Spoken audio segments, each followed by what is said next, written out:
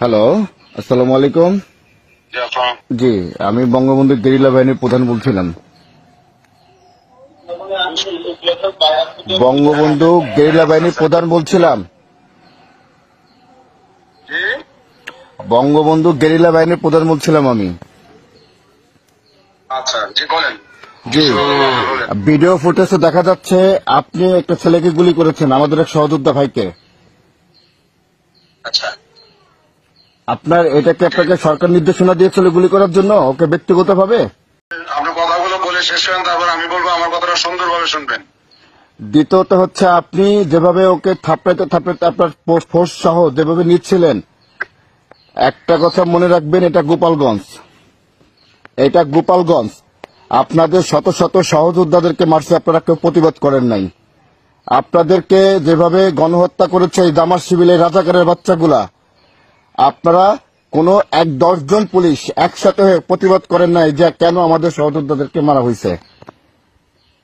অর্থাৎ বঙ্গবন্ধু গেরিলা বাহিনী 71-এর চেতনায় নতুন করে গঠন করা হয়েছে মাননীয় প্রধানমন্ত্রীর নির্দেশনা অনুযায়ী।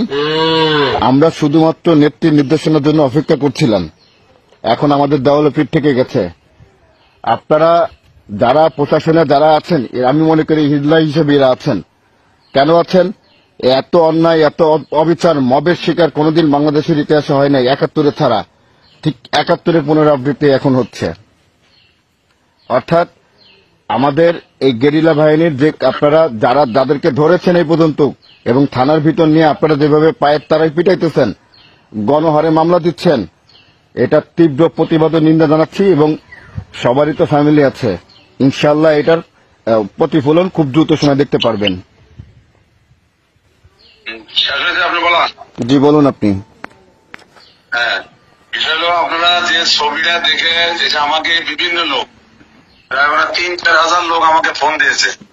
আগে আপনি যদি বঙ্গবন্ধু গেরিলা বাহিনীর প্রধান হয়ে থাকেন, তাহলে আলহামদুলিল্লাহ আপনি একটা লিডারশিপে আছেন, অনেক বড় মাপের একজন। আমি আপনাকে অনুরোধ করব যে ছবিটা দেখে আপনারা চিল্লাইতেছেন, ওই ছবিটার 2টা ছবি একটু পাশাপাশি নিয়ে তারপর একটা মিলাবেন। যে আমার ছবিটা ওখানে যেভাবে পেস্ট করা হয়েছে, আর যে অফিসারটা ওখানে দেখলেন যে টেনে নিয়ে যাচ্ছে, তার কাঁধে দেখবেন যে 2টা স্টার আছে, 2টা স্টার। আর আমি এজ এ ওসি হিসাবে আমার কাঁধে দেখবেন একটা টিপস বা বল্টু বলি আমরা, একটা বল্টু আছে।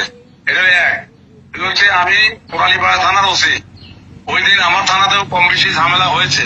সেই ঝামেলা মিটাতে যে বা সেই ঝামেলাকে সামাল দিতে যে আমি অনেকটাই হিমশিমে ছিলাম। যে কারণে আর যে ঘটনার কথা বলতেছেন, এই ঘটনাটা হচ্ছে গোপালগঞ্জ সদর থানায়, আর আমি হচ্ছে কোটালীপাড়া থানায়। আমার থানার এখান থেকে ওই জায়গার দূরত্ব হচ্ছে 26 কিলোমিটার। আমি আমার থানাকে কন্ট্রোল করতে পারি না, আর আমি ওই থানায় কেমনে যাব? তারপরে আর একটা বিষয় হচ্ছে যে থানার একজন ওসি, যারা ওসি হিসেবে থাকে তারা কখনই অন্য কোনো থানায় ভাড়াটিয়া হিসেবে ডিউটিতে যান না।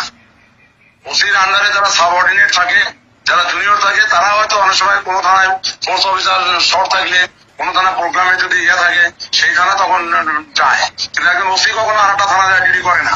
এটা তো আপনাদের ভালোভাবে জানা উচিত। আপনি যে পরিচয়টা দিলেন তাতে আপনি একটা বড় মাপের লোক। আপনি এইসব বিষয়গুলো জেনে বুঝে শুনে তারপরে যদি আপনি বঙ্গবন্ধু গেরিলা বাহিনীর প্রধান হয়ে থাকেন, হ্যাঁ, তাহলে আপনি এই কোটালীপাড়া তো সব আওয়ামী লীগের লোক। আপনাদের যারা নেতৃবৃন্দ আছে তাদের কাছে ফোন দিয়ে শুনেন, জানেন না জেনে শুনে একটা লোককে হয়তো আপনারা যেভাবে কথা বলেন, এটা তো অভদ্র পরিচয়, এটা একটা বংশের পরিচয়। দেখেন, আমার ওখানে যারা সংগঠনের আছে তারাই কিন্তু আপনার নাম্বারটা দিয়েছে, তারাই কিন্তু আপনাদের দেখেন, আমি টুঙ্গিপাড়ার সন্তান। ওসি সাহেব শুনেন, জি দেখেন, আমি টুঙ্গি এখানে আপনাদের সাবেক মেয়র, আমি একটু কথা বলি, শোনেন একটু। ওই দিন মিছিলে আপনাদের সাবেক মেয়র ওহিদুল হাজরা, মতিয়া হাজরা, আমার ছাত্রলীগের শামীম, ছাত্রলীগের লিটন, ছাত্রলীগের স্বপন সহ আরো তো প্রায় 2 থেকে 2.5 হাজার লোক ছিল। জি, আপনারা এই লোকগুলোকে জিজ্ঞাসা করেন না কেন যে আসলে সে কোথায় ছিল? এবং ওরা তথ্য দেওয়ার পরে কিন্তু আমি ফোনটা দিয়েছি, আমি জিজ্ঞেস করে কিন্তু ফোনটা দিয়েছি, কিন্তু একদম হুবহু আপনার ছবি, আপনার সবকিছু, ওখানে একটা স্টার আলা ছবি, একটা স্টার। আমি তো দেখেছি, সে হইলো কালো আর আমি হলাম ফর্সা। যে আপনাকে আমি সেই ভিডিওটা পাঠাচ্ছি, আমি সেই ভিডিওটা আপনাকে পাঠাবো অবশ্যই। হ্যাঁ, দেখছি, সেই ভিডিও তো আমার কাছে আছে। তো আপনি মিলাই দেখবেন, দয়া করে শুনেন, আপনি দয়া করে মিলাই দেখবেন। হ্যাঁ, আমি আপনার কাছে পাঠাবো, আপনাকে সংকেতে আমি তো নিজে ভিক্টিমাইজ, আমি মিলে দেখিনি, আমি তো 1000 বার মিলেছি, আর আমি তো ওখানে যাই নাই।